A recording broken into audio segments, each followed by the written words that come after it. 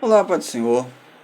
Vamos falar hoje sobre a Reforma Protestante. Começamos a semana passada falando sobre alguns movimentos que surgiu, como o movimento de Montano, que o objetivo era a volta à Bíblia Sagrada, um reavivamento espiritual. Embora nós falamos que houve ali um excesso, agora a Reforma Protestante ela surge no fervoroso anseio da Igreja ao voltar dos seus valores e crenças revelados nas Escrituras. Então, vamos falar aqui de alguns pré-reformadores, começando com John Wycliffe, que é inglês, que nasceu em 1328 a 1384, que é considerado os precursores da reforma religiosa que sacudiu a Europa no século XV e XVI. E ele desaprovou a exploração de propriedade e pagamento de indulgência, conhecendo a palavra de Deus, desejava salvar seu país da tirania papal. E nós vemos que ele era um professor ali em Oxford, e ele teve várias literaturas queimadas após a sua morte. Então, logo após surge John Hus, que ali na República Tcheca, que o nome John Hus significa ganso, ele é de 1369 e 1415. Ele também era um precursor da reforma, um pré-reformador, e era um gigante na fé. Com sua total confiança na Escritura, Hus manifestou sua discordância com o sacerdote que afirmava ter poder de mandar as pessoas para o inferno. E nós vemos que John Hus significa ganso, seu nome, né? E ele foi um homem firme na fé, com a fé inabalável. E ali nós vemos seus adversários, seus algozes, aquelas pessoas que ele criticavam, atearam o fogo, e enquanto ele era queimado no fogo, ele cantava. Depois, não tendo mais força, ele orava ao Senhor. Dizem que quando ele estava ali sendo queimado, ele falou: vocês estão matando um ganso, mas está nascendo um cisne. Logo após, surge em 1452, que viveu Girolamo Savonarola, que é de 1452 a 1490, de 1452 a 1498 na Itália, que também considerado uns pré-reformadores agora na Itália, que com o desejo de combater tudo aquilo que considerava imoral e não contradizente com a fé cristã, passou a dedicar-se à defesa das práticas que acreditava ser a única via de salvação. Denunciou ali os monges que faziam orgias e foi excomungado, foi enforcado e teve seu corpo queimado. Vamos falar agora das reformas protestantes. Muitas pessoas foram importantes, foram instrumentos de Deus para a reforma protestante, mas vamos destacar apenas três. Começamos com Martinho Lutero, que era um monge alemão que foi um grande homem e grande importância para a reforma protestante. Foi sem dúvida ali um mover de Deus para redirecionar a igreja à sua verdadeira vocação. Certo dia, iluminado pelo Espírito Santo, Lutero leu nas Escrituras: o justo viverá pela fé, em Romanos 1:17.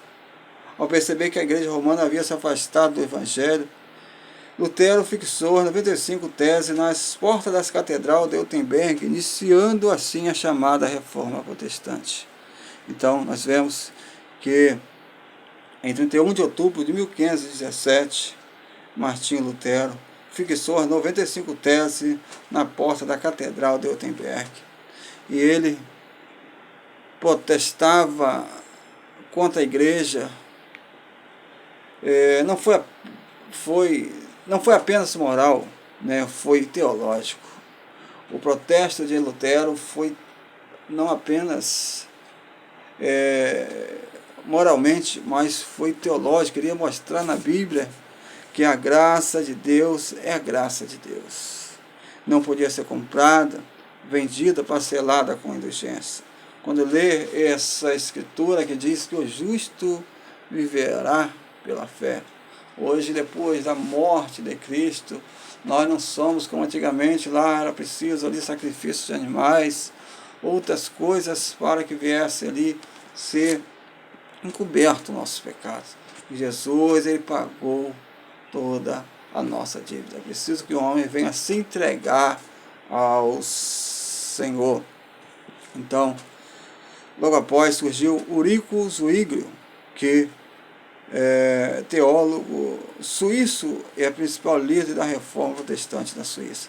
Tinha alguns pontos em comum com Lutero, refutava ali a autoridade do Papa, pois somente a Escritura possui total autoridade, que acrescentava que tudo devia ser apreciado segundo a Bíblia Sagrada.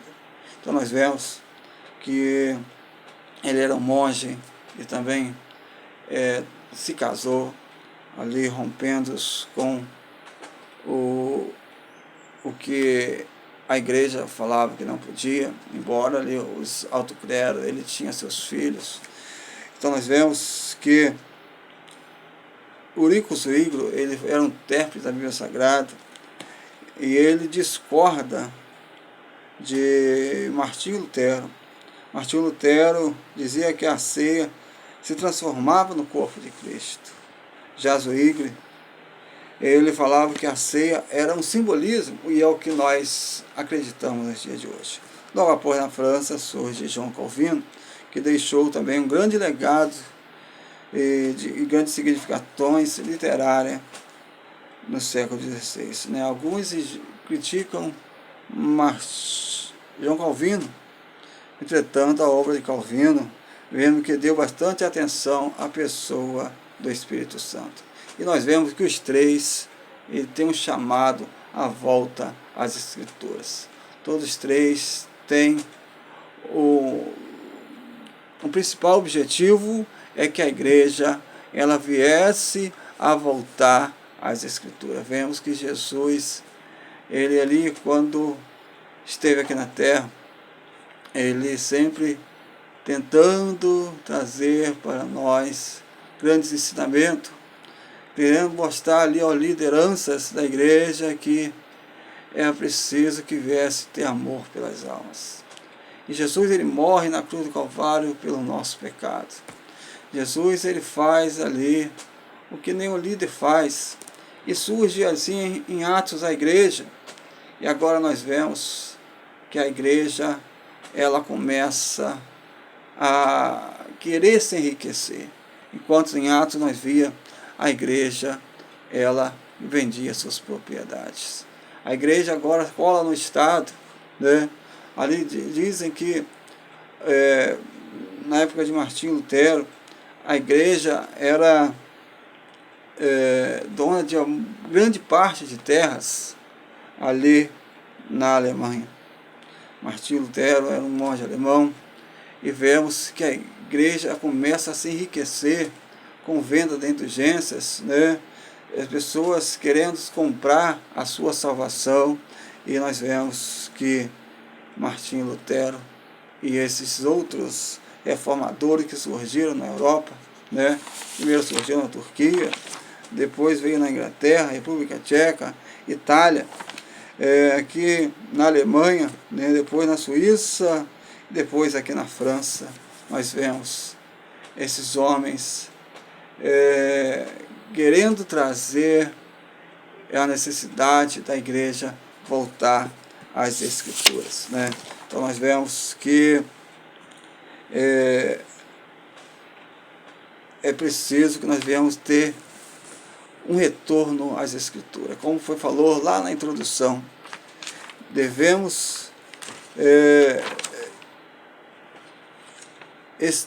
temos esses sentimentos hoje, como aconteceu ao longo da história, que era preciso ter uma reforma.